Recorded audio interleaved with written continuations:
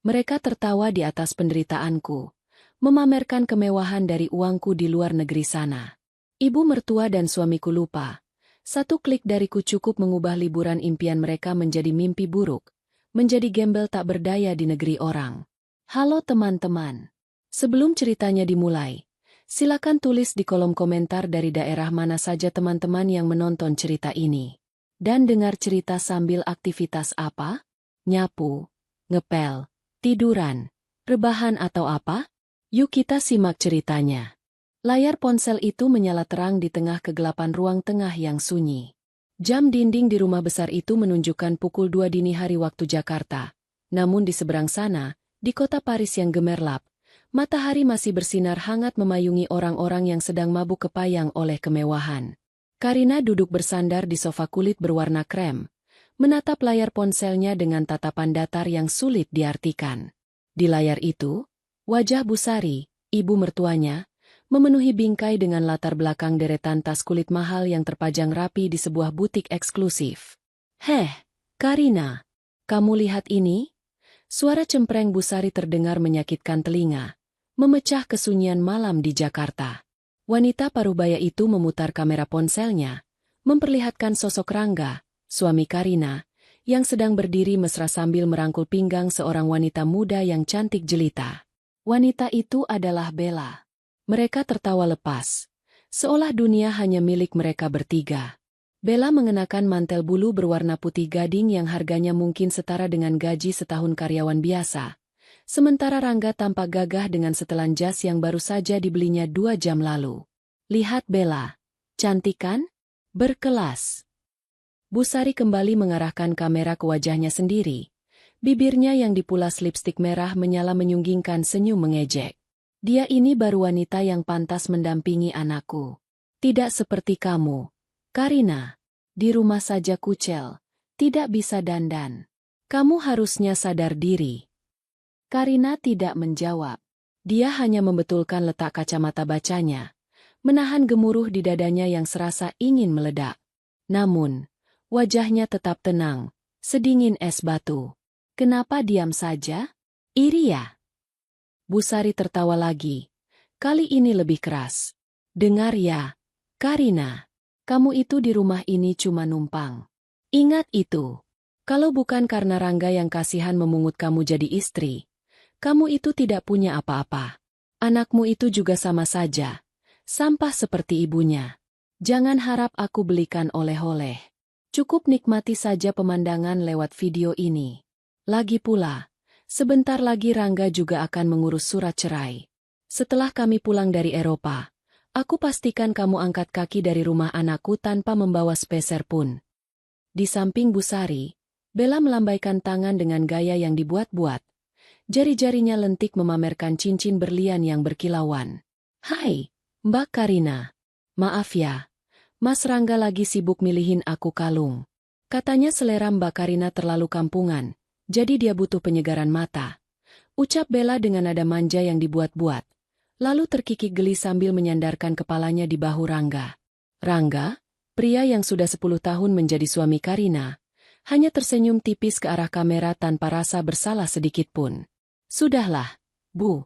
Jangan buang kuota buat telepon dia. Kita fokus belanja saja. Mumpung limit kartunya masih banyak," ujar Rangga santai, seolah Karina adalah orang asing yang tidak berarti apa-apa. Kalimat itu menohok ulu hati Karina. "Limit kartunya masih banyak," kata Rangga. Ironi yang luar biasa. Pria itu lupa, atau mungkin terlalu bodoh untuk menyadari, bahwa kartu unlimited berwarna hitam yang sedang digeseknya dengan bangga itu terhubung langsung dengan rekening pribadi Karina, bukan rekening Rangga. "Iya, Mas. Tapi Mas, aku mau yang emas batangan aja deh. Atau jam tangan itu. Kalau tas kan nilainya bisa turun." Suara Bella terdengar sayup-sayup saat dia menarik tangan Rangga menjauh dari rak tas menuju etalase perhiasan. Sebuah permintaan yang ganjil untuk seorang sosialita yang sedang liburan fashion. Namun Rangga yang sedang dimabuk asmara tentu tidak menyadarinya. Dia hanya mengangguk patuh seperti kerbau dicocok hidung. Karina menatap notifikasi yang muncul di bagian atas layar ponselnya. Sebuah pesan dari aplikasi perbankan. "Transaksi berhasil. €5 di Galeries Lafayette. Karina menarik napas panjang, lalu menghembuskannya perlahan. Dia tidak menangis. Air matanya sudah kering sejak berbulan-bulan lalu. Hinaan Busari yang menyebutnya numpang dan sampah bukan lagi menyakiti hatinya, melainkan menjadi bahan bakar yang memanaskan mesin rencana yang sudah disusunnya rapi. Silakan, Bu. Silakan nikmati hari terakhir kalian menjadi orang kaya. Gumam Karina pelan, nyaris tak terdengar. Jari jempolnya mengusap layar ponsel, bukan untuk mematikan panggilan video sepihak itu, melainkan membuka aplikasi mobile banking prioritas miliknya. Di sana, tertera saldo yang jumlah digitnya bisa membuat Busari pingsan jika mengetahuinya. Busari di layar ponsel masih terus berceloteh, memamerkan sepatu baru yang akan dibelinya. Pokoknya, Karina, siap-siap saja. Pulang dari sini, aku akan pastikan kamu dan anakmu gembel. Aku akan buat kalian tidak bisa makan. Karina tersenyum miring. Sebuah senyuman yang mengerikan. Baik, Bu. Hati-hati di jalan. Semoga liburannya berkesan selamanya. Jawab Karina singkat sebelum memutus sambungan video call itu. Ruangan kembali senyap. Karina meletakkan ponselnya di atas meja marmer. Matanya menatap ke arah foto pernikahan yang masih terpajang di dinding ruang tamu. Foto 10 tahun lalu, saat Rangga masih terlihat tulus dan Busari masih berpura-pura baik. Betapa waktu bisa mengubah manusia menjadi monster. Karina berdiri, berjalan menuju jendela besar yang menghadap ke taman belakang. Dia melihat pantulan dirinya di kaca. Wanita berusia 35 tahun, sederhana, tanpa perhiasan mencolok, namun sorot matanya tajam dan cerdas. Mereka meremehkannya karena penampilannya yang sederhana. Mereka menghinanya karena Karina memilih diam dan mengalah selama ini. Mereka pikir Karina adalah domba yang bisa disembelih kapan saja. Mereka salah besar. Malam itu, di tengah heningnya Jakarta, Karina tidak kembali tidur. Dia membuka laci mejanya, mengeluarkan sebuah map berwarna biru tua yang diserahkan oleh pengacaranya tadi siang.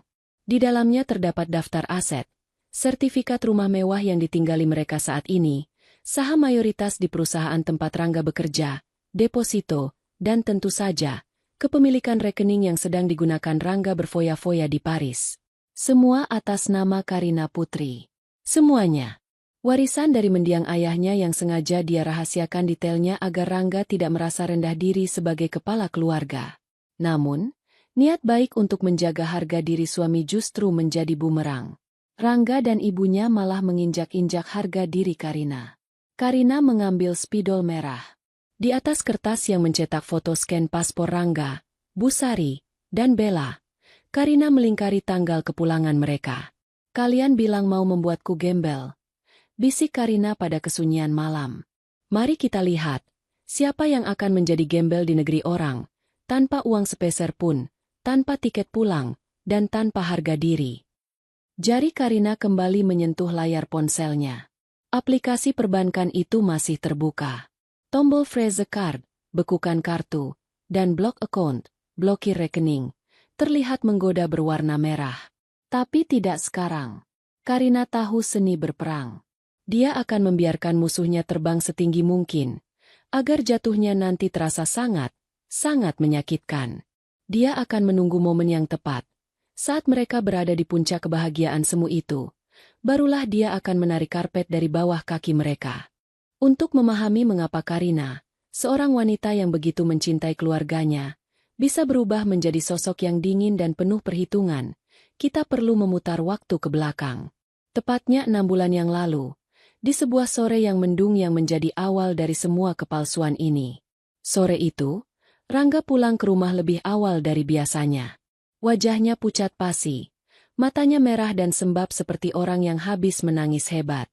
Pria itu masuk ke kamar tidur, melempar tas kerjanya ke lantai, dan duduk bersimpuh di tepi ranjang dengan bahu terguncang. Karina yang saat itu sedang melipat pakaian, terkejut melihat kondisi suaminya. "Mas, ada apa? Kenapa pulang jam segini? Kamu sakit?" tanya Karina panik, menghampiri suaminya dan memegang dahinya. Rangga menepis tangan Karina pelan, lalu memeluk pinggang istrinya erat-erat, membenamkan wajahnya di perut Karina. Aku dipecat. Rin. Aku dipecat. Isaknya pilu. Jantung Karina mencelos. Dipecat? Kenapa? Mas? Bukannya kinerjamu bagus? Bulan lalu kamu bilang mau dipromosikan. Rangga mengangkat wajahnya. Air mata membasahi pipinya. Dengan terbata-bata, dia mengakui segalanya. Bukan karena efisiensi perusahaan, dan bukan karena ketidakcocokan. Rangga dipecat karena ketahuan melakukan markup anggaran proyek kantor untuk menutupi gaya hidup ibunya, Busari, yang semakin hari semakin menuntut barang-barang mewah. Perusahaan tidak membawanya ke jalur hukum dengan syarat Rangga harus mengembalikan uang itu dan mengundurkan diri saat itu juga. Ibu minta tas baru. Rin. Ibu minta uang arisan sosialita. Aku bingung. Gajiku nggak cukup. Aku hilaf. Rangga meracau. Memohon ampun. Kalau ibu tahu aku dipecat dan jadi pengangguran, ibu bakal kecewa berat. Rin. Kamu tahu kan ibu punya penyakit jantung? Dia bisa serangan jantung kalau tahu anaknya gagal. Tolong aku. Rin. Jangan sampai ibu tahu. Karina, dengan hati yang lembut dan rasa cinta yang masih utuh saat itu, merasa iba. Dia tidak tega melihat suaminya hancur. Dia juga tidak ingin mertuanya sakit. Maka, sore itu, Karina membuat keputusan terbesar yang kelak akan dia sesali seumur hidup. Sudah, Mas. Jangan menangis. Kita selesaikan ini, ucap Karina lembut sambil mengusap kepala Rangga. Aku akan lunasi utangmu ke perusahaan pakai uang tabungan warisan ayah. Dan soal pekerjaan. Kebetulan perusahaan peninggalan ayah yang sekarang dipegang Om Dimas sedang butuh direktur operasional untuk cabang baru. Kamu masuk sana ya? Aku yang atur. Mata Rangga berbinar seketika. Benarkah, Rin? Kamu mau bantu aku? Iya. Tapi ada syaratnya. Kamu harus janji nggak akan macem-macem lagi. Dan biarlah ini jadi rahasia kita. Jangan beritahu ibu kalau perusahaan itu milikku. Supaya Mas Rangga tetap terlihat berwibawa di mata ibu, kata Karina tulus. Dia hanya ingin suaminya dihormati. Dia sengaja menyembunyikan fakta bahwa dialah pemilik saham mayoritas perusahaan itu, membiarkan Rangga tampil sebagai direktur hebat yang berdiri di atas kakinya sendiri. Namun, kebaikan Karina dibalas dengan air tuba. Begitu Rangga mendapatkan posisi itu, sikapnya berubah drastis. Rasa percaya dirinya kembali, namun bukan rasa percaya diri yang sehat, melainkan kesombongan yang membabi buta. Di depan Busari, Rangga tidak mengatakan bahwa dia bekerja di perusahaan istrinya. Dia justru mengarang cerita bahwa dia dibajak oleh perusahaan besar karena prestasinya yang gemilang, dan mendapatkan gaji 3 kali lipat serta fasilitas mobil mewah dan rumah dinas. Padahal rumah dan mobil itu adalah aset pribadi Karina yang dia izinkan untuk diakui sebagai milik Rangga. Kebohongan itu menjadi racun. Malam harinya, saat makan malam keluarga, Busari menatap Karina dengan tatapan merendahkan yang lebih parah dari biasanya. Di meja makan yang penuh dengan hidangan lezat yang dimasak Karina, Busari memuji Rangga setinggi langit. Duh, anak ibu memang hebat. Direktur muda, mobil baru, jabatan baru. Memang bibit unggul keluarga kita itu beda ya. Puji Busari sambil mengunyah rendang daging sapi. Dia lalu melirik sinis ke arah Karina yang sedang menyuapi anak mereka. Untung Rangga itu pintar cari uang. Coba kalau cuma mengandalkan istri yang kerjanya cuma di rumah. Mau makan apa kita? Kamu itu harusnya bersyukur. Karina, suami sukses itu dilayani yang benar. Jangan cuma bisa habisin uang belanja. Karina terdiam. Sendok di tangannya terhenti di udara. Dia melirik Rangga, berharap suaminya akan membela atau setidaknya meluruskan fakta. Mas, bilang sesuatu. Batin Karina menjerit. Bilang kalau daging yang ibu makan ini dibeli pakai uangku. Bilang kalau mobil yang ibu pamerkan ke tetangga itu atas namaku. Tapi Rangga hanya diam. Pria itu sibuk menikmati pujian ibunya. Dia bahkan mengangguk mengiyakan. Iya, Bu. Karina memang harus banyak belajar berhemat. Sekarang kan posisiku makin tinggi. Pengeluaran kita juga harus dijaga buat investasi. kata Rangga tanpa rasa malu. Detik itu, ada sesuatu yang retak di hati Karina. Pengorbanannya dianggap angin lalu. Kebaikannya dimanipulasi menjadi senjata untuk merendahkannya. Keadaan semakin parah 2 bulan kemudian. Merasa dirinya kaya raya dan berkuasa. Padahal semua itu semu. Rangga mulai berani bermain api. Di sebuah acara launching produk yang dia hadiri sebagai perwakilan direksi, Rangga bertemu dengan Bella. Bella memperkenalkan diri sebagai anak pengusaha tambang dari Kalimantan yang sedang merintis bisnis butik di Jakarta. Penampilannya glamor, bicaranya manis, dan dia memandang Rangga seolah Rangga adalah raja minyak. Rangga, yang haus akan pengakuan dan pujian, langsung terjerat. Dia memperkenalkan dirinya sebagai pemilik perusahaan, bukan sekadar direktur operasional. Wah, Mas Rangga punya perusahaan sendiri? Hebat banget. Jarang lo ada pria semuda Mas yang sesukses ini. Puji Bella saat itu. Tangannya, tidak sengaja, menyentuh lengan Rangga. Rangga yang merasa egonya melambung tinggi, mulai melupakan janjinya pada Karina. Dia mulai sering pulang larut dengan alasan rapat. Padahal dia sedang membiayai gaya hidup Bella menggunakan kartu kredit tambahan yang diberikan Karina untuk keperluan operasional kantor. Rangga membelikan Bella tas, mengajak makan malam di restoran bintang 5, dan memberikan hadiah-hadiah mahal, semua demi mempertahankan citranya sebagai pria kaya di depan selingkuhannya. Bu Sari, yang entah bagaimana caranya mengetahui perselingkuhan itu, bukannya melarang, malah mendukung. Suatu hari, Karina tidak sengaja mendengar percakapan telepon Bu Sari dengan temannya. Ah, biarin aja si Rangga main sama Bella. Bella itu kan berkelas, kaya, selevel sama anakku. Kalau si Karina itu kan kampungan, nggak bisa bawa diri. Wajarlah laki-laki sukses butuh pendamping yang sepadan buat dibawa kondangan. Anggap saja Karina itu pengasuh cucuku di rumah. Mendengar itu, Karina yang sedang berdiri di balik tembok dapur, merasakan darahnya mendidih hingga ke ubun-ubun. Rasa sakit hati itu bukan lagi berbentuk kesedihan, melainkan berubah menjadi dendam yang dingin dan terstruktur. Flashback itu berakhir saat suara notifikasi ponsel Karina kembali berbunyi di masa kini. Satu lagi transaksi dari Paris. Kali ini tagihan hotel mewah untuk 3 kamar suite. Mereka benar-benar tidak tahu diri. Karina menatap kegelapan malam dengan senyum getir. Kalian membangun istana di atas pasir hisap, bisiknya. Dan aku adalah orang yang akan mendatangkan hujan badai. Dia ingat betul wajah Rangga saat dipecat 6 bulan lalu. Wajah memelas, lemah, dan menyedihkan. Wajah itulah wajah asli suaminya. Dan Karina bertekad, wajah itu jugalah yang akan dilihat oleh Bu Sari dan Bella di akhir kisah ini nanti. Kebohongan yang menjadi fondasi kesombongan mereka akan Karina bongkar sampai ke akar-akarnya. Dia tidak akan hanya mengambil kembali uangnya. Dia akan mengambil kembali harga dirinya yang telah mereka injak-injak. Nikmatilah malam ini, ucap Karina pada bayangan keluarganya yang jauh di sana. Karena besok, saat matahari terbit di Paris, realita akan menghantam kalian lebih keras daripada batu. Kehancuran sebuah rumah tangga seringkali tidak dimulai dengan ledakan besar, melainkan dengan bunyi, klik, kecil yang nyaris tak terdengar. Bagi Karina, bunyi itu berasal dari kunci layar tablet yang terbuka di atas meja kerja suaminya, 3 minggu sebelum keberangkatan Rangga dan keluarganya ke Paris. Malam itu hujan turun deras di Jakarta, seolah langit turut menangisi nasib Karina yang sedang di ujung tanduk. Rangga sudah terlelap di kamar tamu.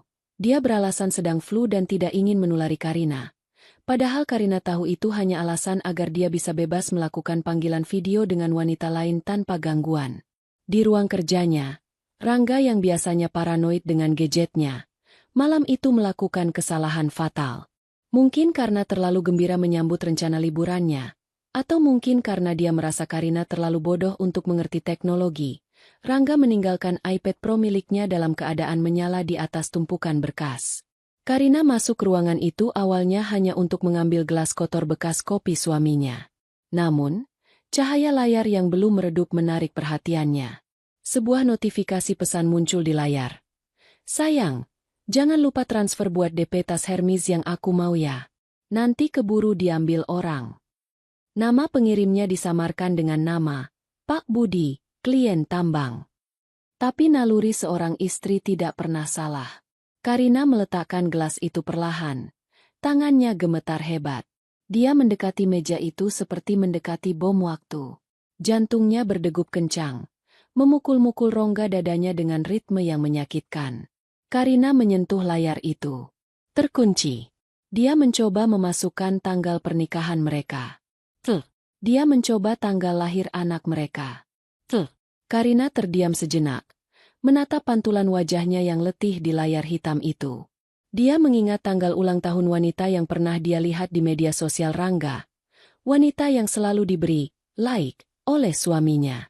Karina memasukkan kombinasi angka itu. 251.098. Klik. Terbuka. Dunia Karina runtuh detik itu juga. Di hadapannya terpampang riwayat percakapan yang panjang dan vulgar antara Rangga dan Bella. Karina duduk di kursi kerja suaminya. Tubuhnya lemas seolah tulang-tulangnya ditarik paksa.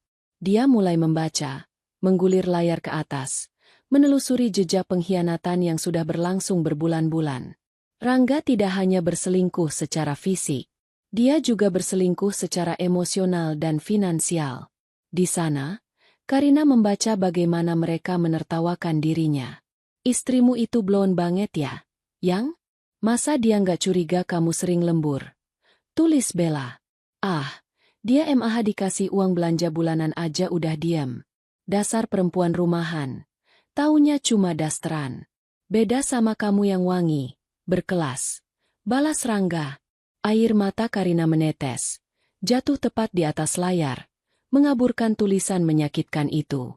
Tapi dia terus membaca. Dia menyiksa dirinya sendiri dengan kebenaran. Ada foto-foto tiket pesawat kelas bisnis ke Paris, bukti reservasi hotel bintang 5 yang harganya puluhan juta per malam, dan daftar belanjaan barang mewah yang diminta Bella dan Busari. Semuanya dibayar menggunakan kartu kredit tambahan yang tagihannya lari ke rekening Karina. Namun, saat Karina terus membaca, matanya yang sembab menangkap sesuatu yang ganjil. Sebuah pola yang aneh dalam permintaan Bella. Bella sering sekali meminta hal-hal yang mudah diuangkan kembali. Emas batangan, jam tangan Rolex edisi terbatas. Bahkan meminta Rangga mentransfer uang tunai dengan alasan dana darurat atau modal putaran butik. Ada satu pesan yang membuat kening Karina berkerut. Yang, nanti di Paris. Kalau bisa ibu kamu jangan ikut terus ya pas kita belanja. Risih aku. Terus, bisa nggak limit kartunya dinaikin lagi? Aku butuh beli berlian lepasan buat investasi. Ada kenalan di sana yang jual murah tapi harus cash atau debit. Nggak bisa gesek kredit. Karina tertegun. Berlian lepasan? Investasi? Untuk seorang sosialita yang mengaku anak pengusaha tambang batu bara kaya raya. Kenapa Bella begitu terobsesi mencairkan aset? Bukankah seharusnya dia punya kartu, black card, sendiri dari ayahnya? Kecurigaan mulai tumbuh menggeser rasa sakit hati. Karina segera menutup aplikasi pesan itu dan memfoto layar iPad tersebut menggunakan ponsel pribadinya sebagai bukti. Dia kemudian membuka galeri foto. Di sana dia menemukan foto paspor Bella yang pernah dikirimkan untuk booking tiket. Nama lengkap, Isabella Putri Hartono. Karina segera mengirim foto paspor itu ke Dimas, pengacara kepercayaan mendiang ayahnya yang juga sahabat baik Karina. Dimas, tolong cek latar belakang wanita ini. Sedetail-detailnya. Kang, aku butuh infonya besok pagi. Ini prioritas tertinggi. Ketik Karina dengan tangan gemetar namun penuh tekad. Malam itu, Karina tidak tidur sedetik pun. Dia duduk dalam kegelapan, meratapi kematian pernikahannya, sekaligus merencanakan kelahiran kembali dirinya sebagai sosok yang baru. Keesokan harinya, Karina bertemu Dimas di sebuah kafe privat yang jauh dari jangkauan teman-teman sosialita Busari. Dimas, pria parubaya yang tenang dan cerdas, menyerahkan sebuah map coklat tebal dengan wajah serius. Kamu harus siap mental membaca ini, Rin, kata Dimas pelan. Karina membuka map itu. Lembar pertama langsung membuatnya terbelalak. Isabella Putri Hartono. Bukan anak pengusaha tambang. Dimas mulai menjelaskan sambil menyesap kopinya. Ayahnya cuma pensiunan PNS di daerah. Ibunya sudah meninggal. Yang lebih menarik, Rin, dia punya catatan merah di imigrasi Singapura dan Malaysia. Catatan apa? Tanya Karina, suaranya parau. Utang judi. Jawab Dimas singkat namun menusuk. Wanita ini pemain kasino.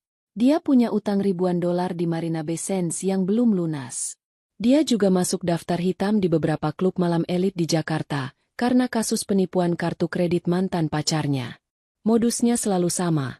Mendekati pria yang terlihat kaya tapi agak bodoh, memerasnya sampai kering, minta dibelikan aset yang gampang dijual lagi, lalu kabur saat uangnya habis.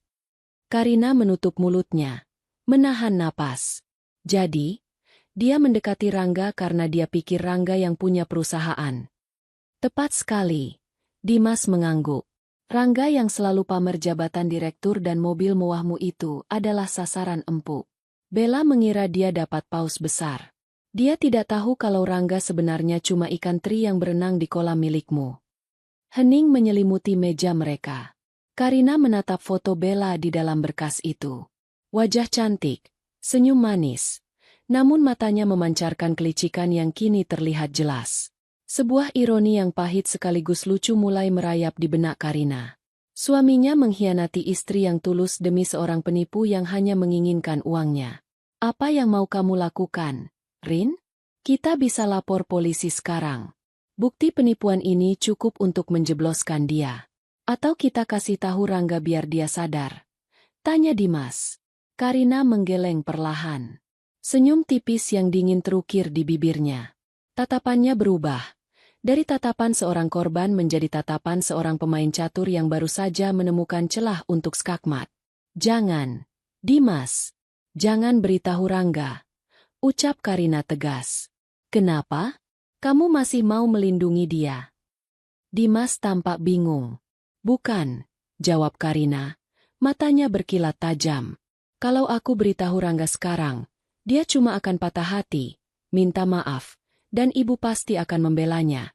Bilang Rangga cuma korban. Itu terlalu mudah. Hukuman itu terlalu ringan. Karina mencondongkan tubuhnya ke depan. Bella adalah senjata yang Tuhan kirimkan untukku.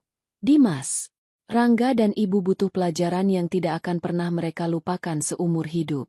Biarkan mereka pergi liburan. Biarkan mereka merasa di atas angin. Biarkan Bella menguras kartu kredit itu sampai limitnya habis. Aku ingin Rangga hancur bukan cuma karena aku menceraikannya, tapi karena dia sadar betapa bodohnya dia membuang berlian demi memungut bangkai. Dimas menatap kliennya dengan rasa hormat yang baru. Wanita lembut yang dulu sering menangis karena dibentak mertuanya kini telah hilang. Di hadapannya duduk seorang wanita yang siap menghancurkan musuhnya tanpa menyentuh mereka sedikitpun. Jadi, apa rencananya? Tanya Dimas. Siapkan semua dokumen pengalihan aset. Kita akan main bersih, tapi mematikan. Jawab Karina sambil menutup map itu. Aku menemukan kelemahan lawan. Kelemahan Rangga adalah kesombongannya. Dan kelemahan Bella adalah keserakahannya. Aku akan adu dua kelemahan itu sampai mereka saling memakan. 1 minggu sebelum keberangkatan ke Eropa, suasana di rumah besar itu terasa sibuk dan penuh kepalsuan. Bu Sari sibuk mempacking koper-koper besarnya, berteriak-teriak pada asisten rumah tangga untuk melipat baju-bajunya dengan benar. Rangga sibuk di depan cermin, mencoba berbagai kacamata hitam, membayangkan dirinya berjalan di Champs-Élysées. Di tengah hiruk-pikuk itu, Karina bergerak dalam diam seperti hantu. Dia melakukan perannya sebagai istri yang patuh dengan sempurna, menutupi rencana besar yang sedang disusunnya. Rin, kamu sudah setrika jas aku yang biru belum? Itu mau aku pakai buat dinner di kapal pesiar nanti. Teriak Rangga dari lantai atas. Sudah, Mas. Sudah aku masukkan koper paling depan. Sahut Karina dari dapur. Suaranya tenang, tanpa getaran emosi sedikitpun. Sementara Rangga dan Bu Sari sibuk dengan persiapan fisik, Karina sibuk dengan persiapan legal. Setiap pagi, setelah Rangga berangkat ke kantor, yang sebenarnya adalah kantor milik Karina, Karina pergi menemui notaris dan pihak bank. Langkah pertama adalah pengamanan aset. Di kantor notaris yang dingin, Karina menandatangani serangkaian dokumen yang secara hukum mencabut segala kuasa yang pernah dia berikan kepada Rangga. Dia memastikan bahwa jabatan Rangga sebagai direktur dicabut secara administratif, efektif tepat pada tanggal mereka mendarat di Paris. Dia juga memindahkan kepemilikan mobil dan properti lain yang secara bawah tangan sering diklaim Rangga, kembali ke dalam struktur holding company yang tidak bisa disentuh oleh gugatan harta gono gini. Dokumen ini akan memastikan bahwa jika terjadi perceraian, Tuan Rangga tidak akan mendapatkan sepeser pun karena semua aset ini adalah warisan yang dipisahkan, bukan harta bersama, jelas sang notaris. Karina mengangguk puas. Lakukan secepatnya. Langkah kedua adalah jebakan finansial. Ini adalah bagian yang paling krusial. Karina pergi ke bank prioritas tempat dia menjadi nasabah utama. Di ruang VIP, dia bertemu dengan manajer bank yang sudah mengenalnya sejak lama. "Pak, saya ingin memodifikasi akses kartu kredit Infinite yang dipegang suami saya," kata Karina. "Mau diblokir sekarang, Bu Karina?" tanya manajer itu. "Jangan sekarang." Karina tersenyum misterius. "Justru saya mau Bapak menaikkan limitnya sementara menjadi 2 miliar rupiah. Pastikan kartu itu bisa dipakai dengan lancar di luar negeri tanpa verifikasi SMS untuk 3 hari pertama." Manajer itu tampak bingung. "Dinaikkan? 3 hari pertama? Lalu setelah itu?" "Setelah hari ketiga, tepat tanggal 15, saya ingin Bapak melakukan hard block pada kartu itu. Bekukan dengan status, investigasi penipuan, atau nasabah meninggal.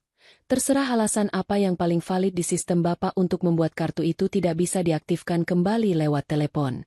Dan satu lagi, putuskan akses mobile banking suami saya dari rekening utama. Biarkan dia hanya bisa melihat saldo, tapi tidak bisa melakukan transaksi keluar." Manajer itu mengangguk mengerti, meski sedikit ngeri melihat ketenangan Karina. "Baik, Bu. Sesuai instruksi. Jadi skenarionya, beri mereka kemewahan di awal, lalu potong aksesnya secara tiba-tiba." "Benar. Saya ingin mereka merasa seperti raja, lalu jatuh menjadi pengemis dalam 1 detik, jawab Karina. "Oh ya, dan pastikan semua notifikasi transaksi dia masuk ke ponsel saya saja. Saya ingin melihat apa saja yang mereka beli." Langkah ketiga adalah persiapan, benteng. Karina tahu, saat bom ini meledak, Rangga dan Bu Sari akan mengamuk. Mereka mungkin akan mencoba pulang dan mendobrak masuk. Karena itu, Karina memanggil kontraktor kepercayaan ayahnya. "Pak, saya mau renovasi pagar depan. Ganti dengan yang lebih tinggi. Pasang kawat berduri halus di bagian atas yang tidak terlihat tapi tajam. Dan ganti semua sistem kunci rumah ini dengan smart lock yang menggunakan sidik jari dan retina mata. Hapus semua data sidik jari selain saya dan anak-anak," perintah Karina. "Kapan pengerjaannya, Bu?" "Begitu mereka berangkat ke bandara lusa nanti. Saya mau saat mereka pulang, kalau mereka bisa pulang, rumah ini sudah menjadi benteng yang tertutup rapat bagi mereka." Hari keberangkatan pun tiba. Sebuah taksi online premium sudah menunggu di depan rumah untuk mengantar Rangga, Bu Sari, dan tentu saja Bella yang menunggu di bandara, menuju petualangan Eropa mereka. Karina berdiri di teras, menggendong anak bungsunya. Dia menatap Rangga yang tampak gagah dan Bu Sari yang heboh dengan topi lebarnya. Tidak ada rasa sedih di hati Karina saat melihat suaminya mengecup pipinya sekilas. Kecupan yang terasa hambar dan penuh kepura-puraan. "Aku berangkat ya, Rin. Jaga rumah. Jangan lupa bayar listrik. Nanti kalau ada sisa uang receh euro, aku bawain coklat," kata Rangga dengan nada meremehkan. "Hati-hati, Mas. Nikmati liburannya. Beli semua yang kalian mau," jawab Karina dengan senyum yang tidak mencapai matanya. Bu Sari menatap Karina dari jendela mobil yang terbuka. "Ingat pesan ibu, jangan keluyuran. Kamu di rumah aja ngurus anak. Awas kalau rumah berantakan pas kami pulang." "Siap, Bu. Ibu tenang saja. Pas ibu pulang nanti, rumah ini akan sangat berbeda," balas Karina. Mobil itu pun melaju meninggalkan pekarangan rumah, membawa para pengkhianat menuju kehancuran mereka sendiri. Karina melambaikan tangan sampai mobil itu hilang di tikungan. Begitu mobil tak terlihat, tangan Karina turun perlahan. Wajahnya yang tadi tersenyum sopan berubah menjadi datar dan dingin. Dia berbalik badan, menatap rumah megah pilar putih di belakangnya. Sekarang, pembersihan dimulai, gumamnya. Karina mengeluarkan ponselnya, mengirim pesan singkat pada Dimas. Target sudah bergerak. Jalankan rencana B, bekukan akses kantor mereka hari ini juga. Lalu dia mengirim pesan pada kontraktor. Pak, tukang bisa datang sekarang. Bongkar kunci lama. Dan terakhir, dia membuka aplikasi bank, melihat status kartu kredit Rangga yang kini memiliki limit selangit. Sebuah tali gantungan yang Rangga kalungkan sendiri ke lehernya. Karina tahu, dalam hitungan jam, notifikasi belanja akan mulai masuk. Tas Hermes, jam tangan Patek Philippe, makan malam kaviar. Karina berjalan masuk ke dalam rumah dan menutup pintu utama dengan bunyi bam yang keras.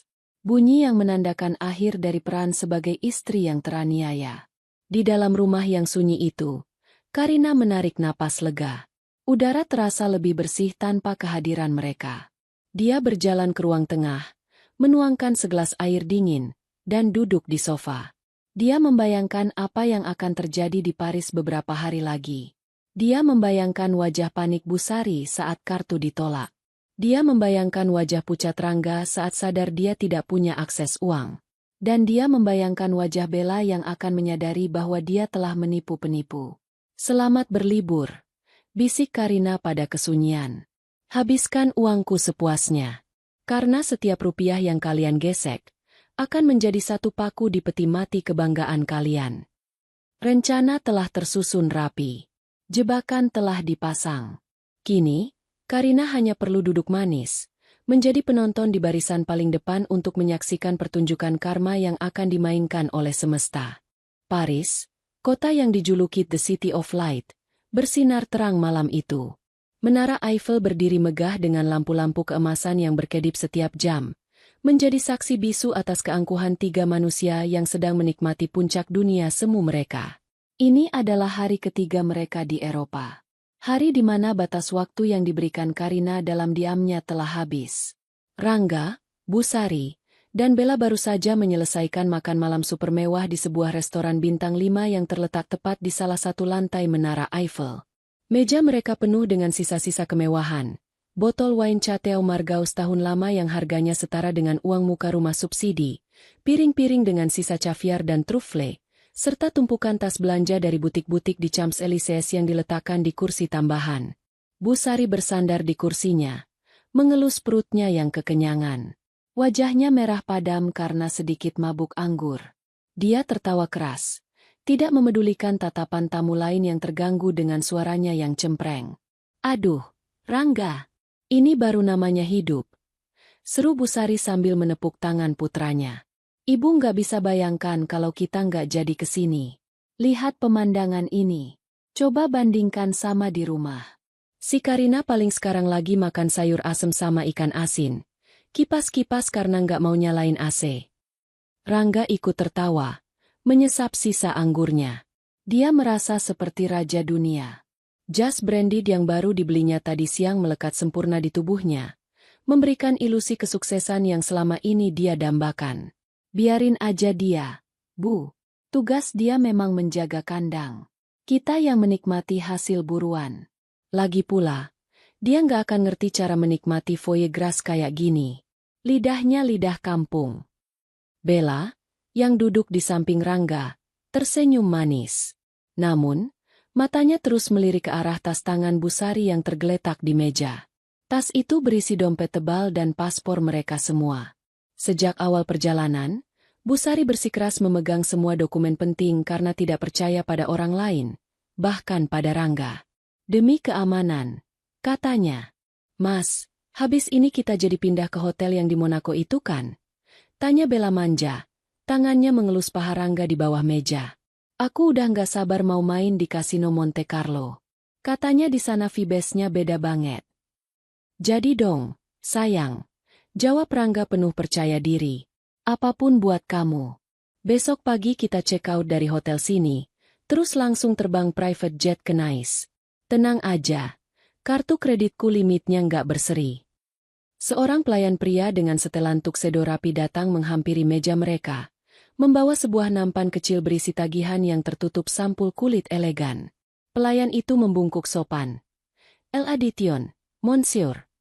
Rangga mengambil tagihan itu dengan gaya santai yang dibuat-buat. Bahkan tidak repot-repot melihat nominalnya. Dia tahu pasti angkanya fantastis, mungkin ribuan euro, tapi dia tidak peduli. Dia merogoh saku jas dalamnya, mengeluarkan kartu kredit berwarna hitam mengkilap. Kartu sakti yang selama 3 hari ini telah mengabulkan semua keinginan gila mereka. "Pakai ini," kata Rangga dalam bahasa Inggris yang pas-pasan, menyelipkan kartu itu ke dalam sampul tagihan. Pelayan itu mengangguk dan membawa kartu itu ke mesin edisi yang ada di meja kasir tak jauh dari sana.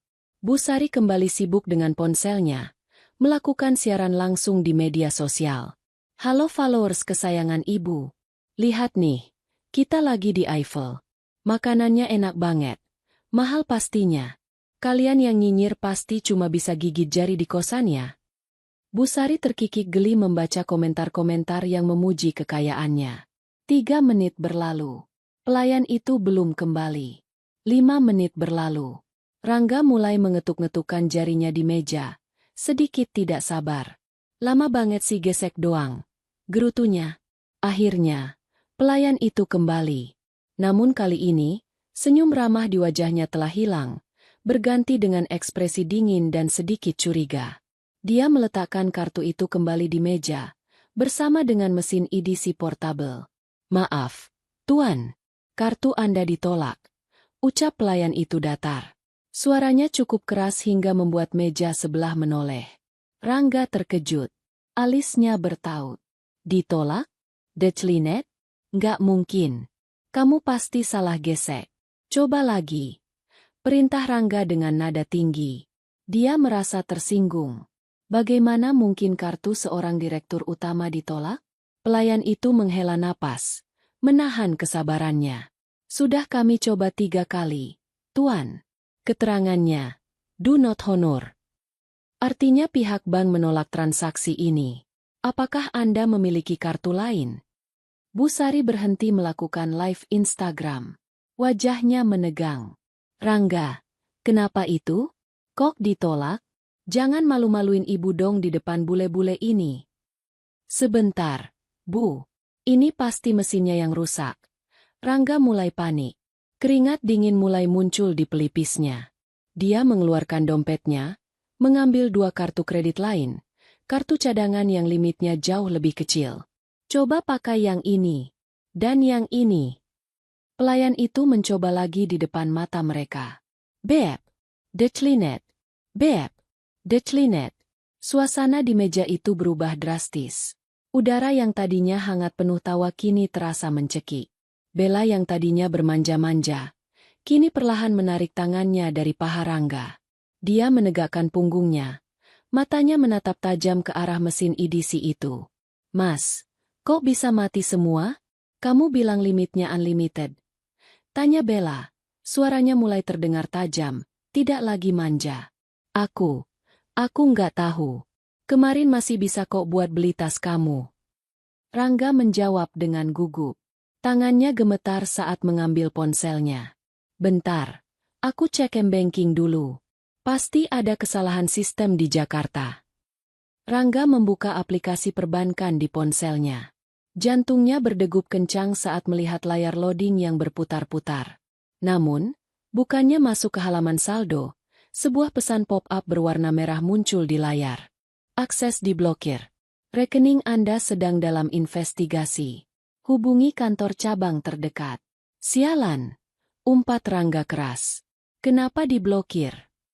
Siapa yang berani blokir rekening gue?" Tepat pada detik itu, ponsel Rangga bergetar. Sebuah pesan WhatsApp masuk. Nama pengirimnya membuat darah Rangga berdesir hebat. "Istriku, Karina." Rangga membuka pesan itu dengan tangan gemetar. Tidak ada kata-kata panjang lebar. Hanya sebuah foto tangkapan layar. Foto bukti transaksi mereka selama 3 hari ini yang totalnya mencapai ratusan juta rupiah. Dan 1 kalimat singkat di bawahnya. "Kartu sudah kubekukan. Selamat menikmati jadi gembel di negeri orang. Jangan hubungi aku. Aku sibuk menghitung aset yang bukan milikmu. Rangga merasa seolah lantai menara Eiffel runtuh di bawah kakinya. Wajahnya pucat pasi, seperti mayat hidup. Dia menatap ibunya, lalu menatap Bella. Mulutnya terbuka, tapi tidak ada suara yang keluar. Rangga, kenapa diam saja? Bayar cepat. Orang-orang mulai ngelihatin kita. Bu Sari mendesis marah, mencubit lengan anaknya. Bu, bu. Suara Rangga terdengar seperti cicit tikus yang terhimpit. Kartunya dimatiin Karina. Rekeningku diblokir semua. Apa? Bu Sari berteriak histeris, membuat seluruh restoran terdiam. Dia berdiri, menggebrak meja. Dasar wanita ular. Berani-beraninya dia. Telepon dia sekarang. Marahi dia. Suruh dia nyalain lagi. Nggak bisa, Bu. Dia memblokir nomor aku juga. Rangga menatap layar ponselnya putus asa. Foto profil Karina sudah hilang. Pelayan itu kini tidak sendirian. Dia memberi isyarat, dan 2 orang petugas keamanan bertubuh besar dengan seragam hitam datang mendekat. Manajer restoran, seorang pria Prancis yang angkuh, maju ke depan. Tuan, jika Anda tidak bisa membayar tagihan sebesar 2.500 euro ini sekarang, kami terpaksa memanggil polisi, kata manajer itu tegas. Kami tidak menerima penipu di sini. Saya bukan penipu. Saya direktur utama. Rangga berteriak, membela sisa harga dirinya yang sudah hancur lebur. Ini hanya masalah teknis. Ibu saya punya uang tunai. Rangga menoleh ke arah Bu Sari. Bu, ibu bawa uang cash kan? Yang kemarin kita tukar di money changer? Bayar dulu pakai itu. Bu, nanti Rangga ganti. Bu Sari tampak bingung dan ketakutan. Dia mendekap tas tangannya erat-erat. Uang cash ibu tinggal dikit. Rangga, cuma sisa 200 euro. Sisanya kan sudah kamu pakai buat deposit hotel dan sewa mobil mewah itu. Kamu bilang gak usah bawa banyak cash karena semua bisa gesek. Kenyataan menghantam mereka telak. Mereka terjebak di restoran mahal, di negara asing, dengan tagihan puluhan juta rupiah, dan tidak memiliki uang sepeser pun. Mas, masa kamu gak punya simpanan lain? Tanya Bella dingin. Dia tidak terlihat panik seperti Bu Sari, melainkan terlihat marah. Marah seperti seseorang yang baru saja menyadari bahwa dia membeli barang palsu. Bel, tolong aku. Kamu kan bawa kartu juga? Talangin dulu ya. Nanti sampai Jakarta aku ganti 2 kali lipat. Rangga memohon pada selingkuhannya. Wajahnya memelas menjijikan. Bella mendengus. Kartuku limitnya kecil. Mas, lagi pula ini salah kamu. Kamu yang janji mau traktir. Bella melipat tangannya, membuang muka melihat ke jendela. Sikapnya mulai berubah 180 derajat. Manajer restoran itu kehilangan kesabaran. Bawa mereka ke kantor keamanan di bawah. Panggil polisi Paris. Kita laporkan pasal penipuan dan pencurian jasa. 2 petugas keamanan itu langsung mencengkeram lengan Rangga dan Bu Sari. Lepaskan. Saya orang kaya. Jangan sentuh saya. Bu Sari menjerit-jerit saat diseret paksa dari kursi mewahnya. Tas-tas belanjaan Hermes dan Louis Vuitton yang tadi mereka banggakan terjatuh ke lantai, terinjak-injak oleh sepatu bot petugas keamanan. Rangga meronta, tapi tenaganya kalah jauh. Dia diseret melewati meja-meja lain, diiringi tatapan jijik dan bisik-bisik para tamu restoran. Pemandangan itu begitu memalukan. Sang, direktur, dan ibunya yang sosialita kini diperlakukan seperti maling ayam. Di belakang mereka, Bella berjalan mengikuti dengan langkah tenang, seolah dia bukan bagian dari kekacauan itu. Matanya yang tajam menatap punggung Rangga dengan tatapan menghitung. Dia sedang memikirkan langkah selanjutnya. Kapal ini akan karam, dan Bella tidak berniat ikut tenggelam. Malam itu berakhir bukan di suite hotel mewah, melainkan di ruang tunggu kantor polisi arondisemen ke-7 Paris. Setelah negosiasi alot dan bantuan penerjemah dari kedutaan yang dihubungi pihak polisi, karena Rangga dan Bu Sari terus berteriak-teriak menggunakan bahasa Indonesia, Mereka akhirnya dilepaskan sementara dengan jaminan paspor mereka ditahan oleh pihak kepolisian sampai tagihan restoran dilunasi dalam waktu 24 jam. Mereka kembali ke lobi hotel tempat mereka menginap. Hotel bintang 5 yang sangat mewah, hanya untuk menghadapi mimpi buruk kedua. Saat Rangga mencoba masuk ke kamar untuk mengambil barang-barang agar bisa dijual guna membayar utang restoran, kartu kunci kamarnya tidak berfungsi. Lampu indikator di pintu menyala merah. Mereka turun ke resepsionis dengan langkah gontai. Pakaian mahal mereka sudah kusut. Wajah Busari luntur oleh air mata dan keringat. Kamar 505. Kuncinya rusak, kata Rangga kasar pada resepsionis. Resepsionis itu mengecek komputer, lalu menatap Rangga dengan tatapan yang sama seperti pelayan restoran tadi, dingin dan penuh curiga. Tuan Rangga, kartu kredit yang Anda gunakan untuk deposit dan pembayaran kamar telah ditolak oleh bank barusan. Pihak manajemen kami telah membatalkan masa inap Anda. Silakan lunasi tagihan 3 malam sebelumnya sebesar 4.000 euro, atau kami tidak akan mengizinkan Anda mengambil koper-koper Anda. Apa? Kamu menyandera barang-barang kami. Busari berteriak. Suaranya parau. Di dalam koper itu ada baju-baju mahal saya. Ada obat jantung saya. Maaf, Nyonya. Itu prosedur standar. No pay, no stay, jawab resepsionis itu tegas. Dan mohon jangan berteriak, atau kami panggil keamanan. Rangga merosot duduk di sofa lobi. Kepalanya terasa mau pecah. Dia butuh uang. Cepat. Dia mengeluarkan ponselnya lagi, mencari kontak teman-temannya di Jakarta. Dia harus pinjam uang. Dia akan bilang kalau dompetnya kecopetan.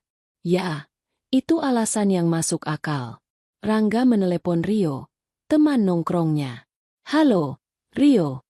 Bro, tolong gue. Gue kecopetan di Paris. Pinjem 50 juta dulu. Besok gue ganti. Ucap Rangga cepat. Di seberang sana, Rio tertawa. Tawanya terdengar mengejek. Kecopetan? Atau kartunya diblokir sama bini lu yang asli yang punya duit? Hahaha. Udah deh. Rangga. Nggak usah drama. Gue udah lihat semuanya. Lihat apa? Rangga bingung. Buka Instagram. Bro, lu lagi trending topik. Suami ngaku direktur ternyata cuma karyawan magabut. Istri lu, Karina, baru aja spill semuanya. Bukti lu dipecat 6 bulan lalu karena korupsi. Bukti aset semua atas nama dia. Bukti lu selingkuh. Gila, lu nipu satu Indonesia. Enggak. Malu-maluin. Jangan telepon gue lagi. Klik.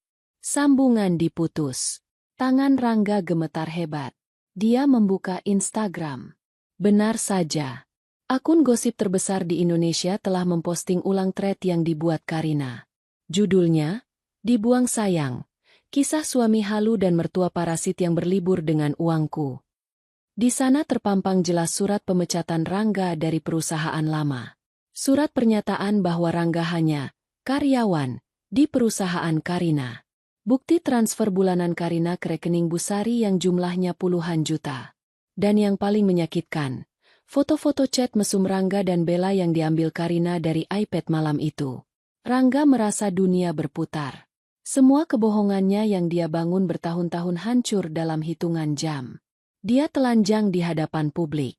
Semua orang tahu dia bukan orang kaya. Dia hanya benalu. Rangga, lihat ini. Busari menyodorkan ponselnya dengan tangan gemetar. Di layar itu ada video Karina yang sedang berbicara dengan tenang di depan rumah mereka di Jakarta. Untuk teman-teman semua, terima kasih dukungannya. Saya hanya ingin meluruskan bahwa rumah, mobil, dan perusahaan itu adalah warisan ayah saya. Suami saya, Rangga, sudah tidak memiliki hak apapun atas aset tersebut karena pelanggaran kontrak pernikahan. Saat ini, saya sudah mengajukan gugatan cerai dan memblokir semua akses keuangan karena digunakan untuk membiayai perselingkuhan. Bagi pihak yang merasa dirugikan oleh Rangga di luar negeri, silakan urus sendiri, karena dia bukan lagi tanggung jawab saya. Dia benar-benar membunuh kita, Rangga, bisik Busari. Air matanya mengalir deras. Ibu malu. Ibu mau pulang. Ibu nggak mau jadi gembel di sini. Di tengah keputusasaan itu, Bella yang sejak tadi diam saja, tiba-tiba berdiri. Dia menghampiri Bu Sari dan duduk di sebelahnya. Wajahnya tampak prihatin. Bu, tenang dulu ya. Jangan nangis, kata Bella lembut. Kita harus cari solusi. Mas Rangga kan lagi buntu pikirannya. Bella, kamu jangan tinggalin ibu ya. Kamu kan kaya. Nak, tolong bayarin dulu hotelnya. Rengek Bu Sari memegang tangan Bella. Bella tersenyum tipis. Iya, Bu. Aku ada simpanan kok. Tapi ada di brankas apartemen temanku di Paris sini. Cuma aku butuh jaminan buat ambil uangnya. Begini saja. Bu Sari siniin tas tangannya. Biar Bella yang jaga paspor sama sisa uang receh euro itu. Takutnya nanti Bu Sari pingsan atau Mas Rangga teledor malah hilang. Kan kita nggak bisa pulang kalau paspor hilang. Bu Sari, yang sedang dalam kondisi mental terguncang dan menganggap Bella adalah satu-satunya harapan, menyerahkan tas tangan branded yang berisi dompet, ponsel cadangan, dan paspor mereka bertiga itu kepada Bella. Nih, nak, kamu pegang ya. Kamu memang menantu idaman. Nggak kayak Karina jahat itu, kata Bu Sari. Bella mengambil tas itu. Dia berdiri, lalu menepuk bahu Rangga. Mas, kamu tunggu di sini jagain ibu. Aku ke toilet sebentar, terus mau telepon temanku buat minta cash. Jangan kemana-mana. Iya, Bel. Makasih ya. Kamu memang terbaik, jawab Rangga lemah, tanpa menatap wajah Bella. Dia terlalu sibuk membaca komentar-komentar netizen yang menghujatnya habis-habisan. Bella berjalan menjauh menuju lorong toilet yang dekat dengan pintu keluar samping hotel. 10 menit berlalu. 20 menit berlalu. Bella tidak kembali. Bella kok lama ya? Tanya Bu Sari gelisah. Perut ibu sakit. Mau minta uang buat beli air mineral. Rangga mendongak. Perasaannya mulai tidak enak. Dia mencoba menelepon ponsel Bella. Nomor yang Anda tuju sedang tidak aktif atau berada di luar jangkauan. Nggak aktif, Bu, kata Rangga. Jantungnya mulai berpacu lagi. Rangga berdiri. Berlari menuju toilet wanita. Dia mengabaikan larangan staf hotel. Dia mendobrak masuk, berteriak memanggil nama Bella. Kosong. Tidak ada siapa-siapa. Rangga berlari ke pintu samping hotel. Dia melihat ke jalanan Paris yang dingin. Nil. Lalu, notifikasi masuk ke ponsel Rangga. Pesan dari nomor tak dikenal. Itu nomor Bella, tapi nomor baru. Mas Rangga yang, direktur. Makasih ya liburannya. Tadinya aku mau bertahan kalau kamu beneran kaya. Tapi pas aku baca postingan istrimu kalau kamu cuma karyawan yang dipecat dan semua harta itu punya istrimu. Sorry to say, kamu gak ada gunanya lagi buat aku. Kamu itu sama sampahnya kayak kata ibumu. Oh ya, paspor kalian aku bawa. Dompet dan sisa uang euro di tas ibu juga aku ambil buat ongkos balik ke Indo. Jangan cari aku. Anggap aja ini bayaran karena kamu udah bohongin aku soal status kamu. Bye, para gembel. Rangga menjatuhkan ponselnya ke lantai marmer lobi. Lututnya lemas. Dia ambruk. Kenapa, Rangga? Bella mana? Bu Sari menyusul dengan langkah terseok-seok. Rangga menatap ibunya dengan tatapan kosong. Tatapan orang yang jiwanya sudah mati. Bella kabur, Bu. Dia bawa semuanya. Paspor kita, sisa uang kita, perhiasan ibu yang ada di tas, semuanya dibawa kabur. Bu Sari terbelalak. Mulutnya menganga lebar. Ah, apa? Paspor ibu? Uang ibu? Bella penipu. Dia bukan anak pengusaha tambang, Bu. Dia penipu. Dan dia baru saja menipu kita sampai habis. Suara Rangga terdengar seperti orang gila yang tertawa di tengah tangis. Kita sekarang benar-benar gembel, Bu. Nggak punya uang, nggak punya paspor, nggak punya hotel, dan seluruh Indonesia tahu kita penipu. Bu Sari memegang dadanya yang terasa sesak. Pandangannya gelap. Dia menjerit histeris. Jeritan yang penuh penyesalan dan rasa sakit. Sebelum akhirnya tubuh gemuknya ambruk pingsan di lantai lobi hotel yang dingin. Rangga hanya bisa duduk mematung di samping tubuh ibunya yang pingsan. sementara staf hotel mulai berkerumun dan memanggil ambulans. Di benaknya, terngiang-ngiang kata-kata Karina di pesan tadi. Kubuat mereka gembel tak bisa pulang. Karina tidak main-main.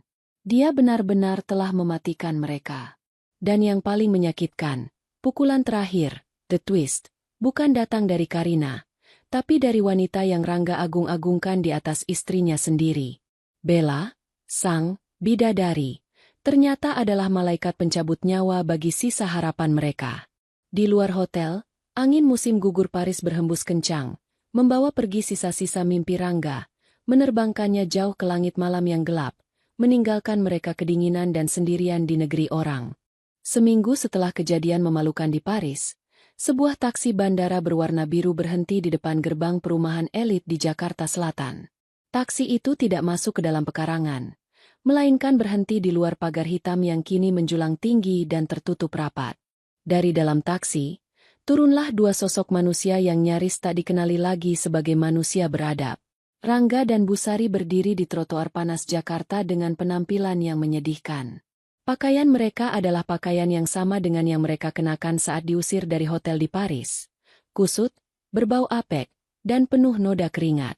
Wajah Busari yang biasanya tertutup lapisan bedak mahal kini kusam, berminyak, dan dipenuhi guratan kelelahan yang dalam. Rangga terlihat lebih tua 10 tahun, dengan mata cekung dan rambut acak-acakan. Mereka tidak membawa koper-koper berisi oleh-oleh mewah. Mereka hanya membawa tas kresek plastik berisi sisa baju kotor dan surat deportasi dari KBRI. Mereka bisa pulang bukan karena punya uang, melainkan karena belas kasihan pihak kedutaan yang memulangkan mereka dengan status WNI terlantar. Sebuah predikat yang menghancurkan sisa harga diri mereka hingga titik nol. Pak Satpam, buka gerbangnya. Jangan pura-pura budek kamu. Busari berteriak dengan sisa tenaganya. Dia menggedor-gedor pagar besi itu dengan beringas. Sifat aslinya yang arogan kembali muncul begitu dia merasa sudah menginjakan kaki di wilayah kekuasaannya. Pak Asep, Satpam yang sudah bekerja 5 tahun di rumah itu, keluar dari pos jaga. Namun, dia tidak membukakan pintu. Dia hanya berdiri di balik pagar dengan wajah datar, menatap mantan majikannya dengan sorot mata yang sulit diartikan, campuran antara kasihan dan jijik. Maaf, Busari, Pak Rangga, saya dilarang membuka gerbang untuk orang asing, ucap Pak Asep tegas. Orang asing matamu. Rangga menyambar, emosinya meledak. Ini rumah gue yang bayar gaji lo. Cepat buka atau gue pecat lo sekarang juga. Keributan itu memancing perhatian. Di perumahan klaster yang jarak antar rumahnya tidak terlalu jauh, suara teriakan Rangga bergema jelas. Satu persatu tetangga mulai keluar dari rumah mereka. Ibu-ibu yang biasanya berkumpul untuk arisan kini berdiri di teras rumah masing-masing, berbisik-bisik sambil memegang ponsel. Beberapa bahkan terang-terangan merekam kejadian itu. Mereka sudah melihat berita viral tentang suami halu dan mertua parasit di media sosial, dan kini mereka ingin melihat langsung episode terakhir dari drama nyata tersebut. Buka! Karina! Keluar kamu wanita ular! Berani-beraninya kamu ganti kunci rumah anakku. Busari menjerit histeris. Kakinya menendang pagar besi itu. Pintu utama rumah terbuka. Suasana mendadak hening. Karina melangkah keluar. Dia tampak begitu kontras dengan dua makhluk menyedihkan di depan pagar. Karina mengenakan dress rumahan yang sederhana namun elegan. Rambutnya digelung rapi, dan wajahnya segar bercahaya. Dia berjalan santai melintasi halaman rumput yang hijau, diikuti oleh Dimas, pengacaranya, dan dua orang pria berbadan tegap berseragam polisi. Karina berhenti tepat 2 meter di balik pagar. Dia tidak membukanya. Dia membiarkan jeruji besi itu menjadi pemisah yang tegas antara dunianya dan dunia mereka. Masih punya muka untuk datang ke sini? Tanya Karina. Suaranya tidak keras, tidak berteriak, namun terdengar jelas di telinga semua orang yang hadir, termasuk para tetangga yang menyimak. Heh, Karina, jangan sombong kamu. Busari menunjuk wajah Karina melalui celah pagar. Kamu pikir karena kamu viralin kami, kamu bisa menguasai rumah ini? Ini rumah anakku. Sertifikatnya memang atas nama bapakmu. Tapi Rangga yang merawat rumah ini. Kami punya hak tinggal di sini. Kamu itu cuma istri. Kewajibanmu melayani suami dan mertua. Karina tertawa kecil. Tawa yang terdengar sangat dingin. Dia menoleh pada Dimas. Tolong jelaskan, Mas Dimas. Sepertinya mereka lupa hukum negara karena terlalu lama jadi gembel di Paris. Dimas maju selangkah, membuka map merah yang dibawanya. Dengan suara lantang layaknya sedang membacakan vonis di pengadilan, dia berkata, Ibu Sari, Saudara Rangga. Berdasarkan surat keputusan pengadilan agama yang sudah diproses secara fair stake karena ketidakhadiran tergugat, serta bukti-bukti penipuan dan penggelapan aset perusahaan yang dilakukan Saudara Rangga, hak kepemilikan dan hak huni rumah ini sepenuhnya mutlak milik Ibu Karina. Saudara Rangga telah resmi diberhentikan dari perusahaan dan dilaporkan atas dugaan penggelapan dana senilai 2 miliar rupiah. Bohong. Itu akal-akalan kalian. Rangga berteriak. Wajahnya merah pada menahan malu karena tetangga mulai menunjuk-nunjuk dirinya. Aku suami sah. Harta istri adalah harta suami. Salah. Potong Karina tajam. Dia menatap lurus ke mata Rangga. Kamu lupa.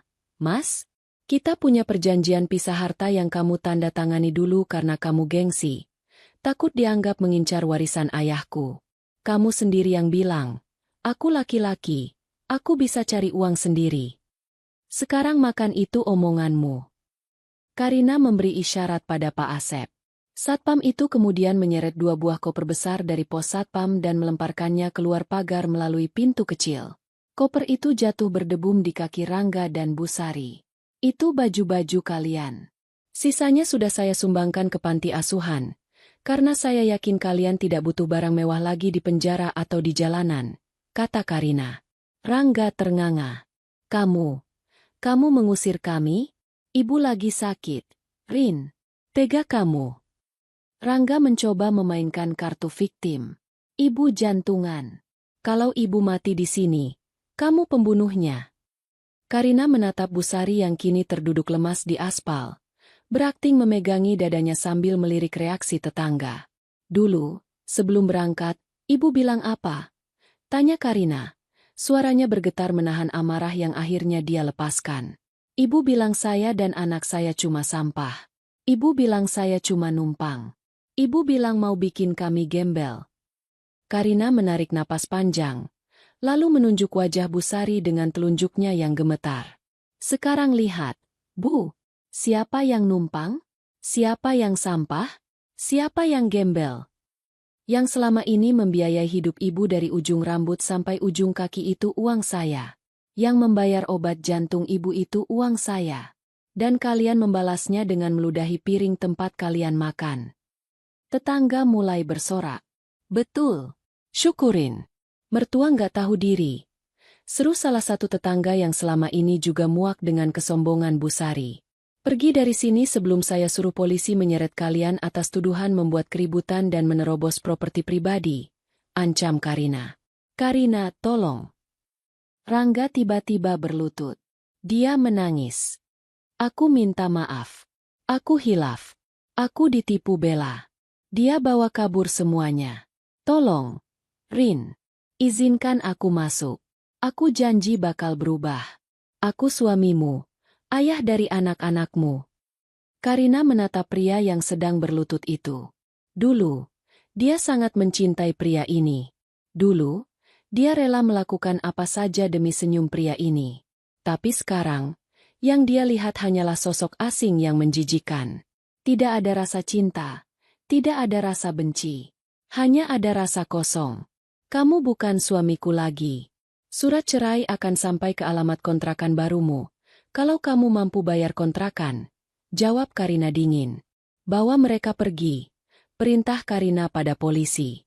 Rangga dan Bu Sari meraung-raung saat petugas polisi menggiring mereka menjauh dari gerbang. Mereka diseret seperti kantong sampah yang dibuang pada tempatnya. Bu Sari menangis memanggil-manggil nama tetangga, meminta tolong, tapi tidak ada satupun yang peduli. Pintu-pintu rumah tetangga tertutup rapat. Penghakiman sosial itu jauh lebih menyakitkan daripada pukulan fisik. Mereka diusir bukan hanya dari rumah, tapi juga dari lingkungan sosial tempat mereka dulu menyombongkan diri. Karina berdiri diam di sana sampai suara tangisan mereka menghilang di ujung jalan. Dia tidak merasa sedih. Dia merasa lega. Beban berat yang selama 10 tahun menindih pundaknya akhirnya terangkat. Dimas menepuk pelan bahu Karina. Sudah selesai, Rin. Kamu hebat. Karina berbalik, menatap rumah megahnya yang kini terasa benar-benar miliknya. Dia tersenyum pada Pak Asep. Pak, tolong semprot bekas tempat mereka berdiri tadi dengan air selang. Saya mau bersih. Tidak ada sisa kotoran. Siap, Bu. Jawab Pak Asep semangat. Sore itu, matahari terbenam dengan indah di Jakarta Selatan, menandai berakhirnya sebuah era kegelapan dalam hidup Karina, dan dimulainya masa hukuman bagi mereka yang tak tahu diuntung. 1 tahun kemudian, waktu adalah hakim yang paling adil. Dia tidak pernah terburu-buru, tapi dia selalu menempatkan segala sesuatu pada tempatnya. Karina duduk di kursi rotan di teras belakang rumahnya yang baru saja direnovasi. Taman itu kini dipenuhi bunga anggrek bulan kesukaannya, menggantikan patung-patung norak selera Busari yang dulu memenuhi tempat itu. Di pangkuannya ada sebuah laptop, menampilkan grafik keuntungan perusahaan yang melonjak tajam dalam setahun terakhir. Sejak Rangga dan benalu-benalu itu disingkirkan dari manajemen, perusahaan berjalan jauh lebih efisien dan sehat. Karina menyesap teh chamomilenya yang hangat. Wajahnya terlihat jauh lebih muda dari usianya. Guratan stres di dahinya telah hilang, digantikan oleh aura ketenangan dan kebahagiaan. Dia bukan lagi wanita yang takut pada bayangannya sendiri. Dia kini adalah wanita mandiri yang dihormati, ibu yang bahagia bagi anak-anaknya, dan pemimpin yang tegas bagi perusahaannya. Bu Karina, mobil jemputan untuk ke bandara sudah siap, kata asisten rumah tangganya yang baru, seorang wanita muda yang sopan dan cekatan. Karina tersenyum. Terima kasih, Mbak. Sebentar lagi saya ke depan. Hari ini Karina akan pergi berlibur.